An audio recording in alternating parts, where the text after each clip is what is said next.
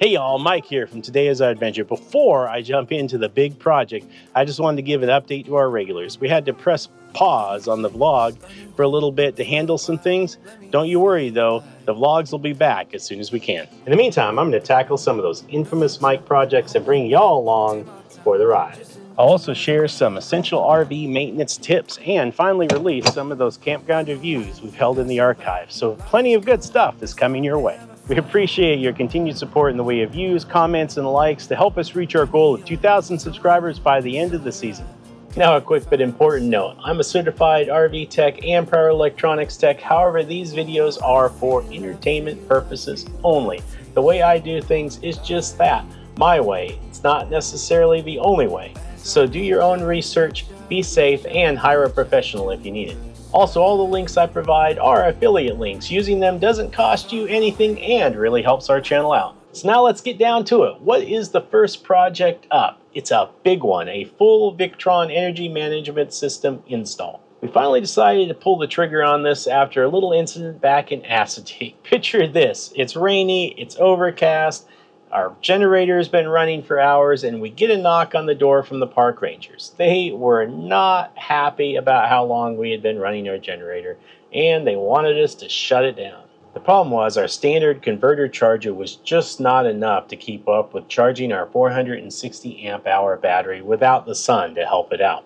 It maxes out at a minimum 50 amps, and the new Victron MultiPlus system we installed maxes out at a massive 120 amps of charging power. That's not even including the sun coming in from the solar system. This is a real game changer for RV off-grid living. Here's a look at the full system diagram I planned out. We'll tackle this in a few videos, and in the last video I'll go over the total cost and all the features and how they can help you live both off and on grid in your RV. Today we're starting with the brains of the operation, the Cerbo GX and its 7-inch touchscreen. There's also a 5-inch touchscreen available, but I really like the 7-inch and it fits in the cabinet.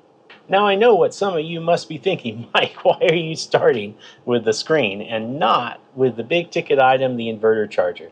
And there's a very specific reason for why I'm doing it this way, and that is our Brinkley. To get the screen and the Cerbo GX installed, here are the tools that I used. A drill, a screwdriver, an endoscope camera, a fish tape, some paracord, various hex shank drill bits and an extension, and my trusty oscillating multi-tool. My biggest challenge here was our goal. We wanted to make sure the new screen looked like it rolled out of the Brinkley factory. That meant installing it in the cabinet right above our original Brinkley control panel, not just slapping it on the wall somewhere in the RV.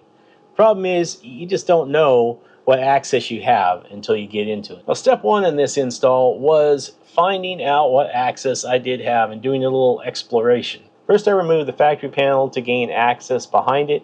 Alright guys, to start with, we need to get this panel off. And to get the panel off, use a table knife or a screwdriver, and you just simply put it under this corner here. There's a little gap there, and give it a little twisty twist, like that.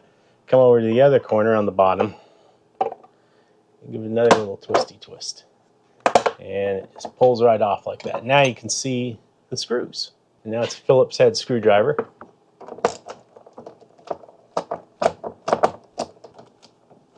Phillips screwdrivers are also known as cross tips.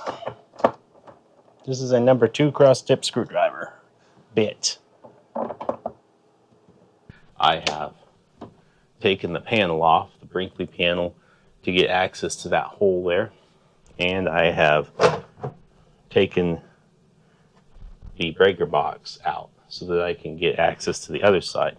So what there is there's a channel that runs from here through the wall down and into there. And then I fed the endoscope camera in there to see how Brinkley got the original wiring in through the wall and down into the electrical panel area. I did find the hole that Brinkley used, however the hole was way too small to fit the combined HDMI USB cable that comes off the screen into that, so I had to make a bigger hole. Step 2 is gaining access. I carefully measured and used my multi-tool to expand the hole behind the Brinkley control panel. I did it behind the control panel because it provided more access than the screen would. Gave me room to work and room to drill through into the adjoining wall.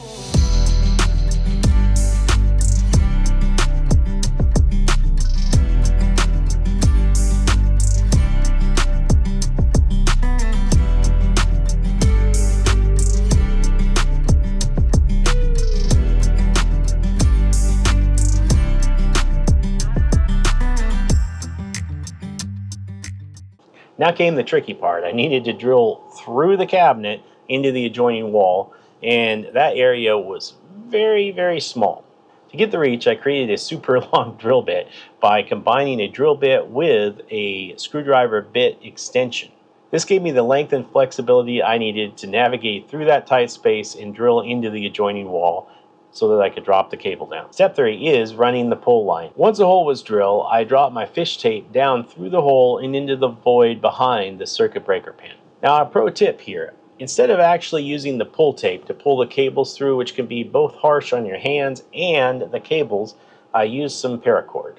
What I do is I pull the paracord through first using the fish tape and some tape. I tape the paracord to the fish tape, pull it through, and then I can use that to pull the cables through as opposed to the fish tape. Bonus tip here is if this is something that you can be doing more than once, like you have to pull more than one cable through, or you may pull a cable through at a later date, you can just cut off double the length of paracord you need and leave it tied off in the wall so that you'll have it for use later on. Step 4 was cutting the hole for the display and mounting it. I used the template that Victron provided. I carefully measured, placed the template, and marked it all up, and then I cut the hole with my multi-tool. Now you can use, and in fact Victron recommends that you use a hole saw for this to drill 3 holes into it.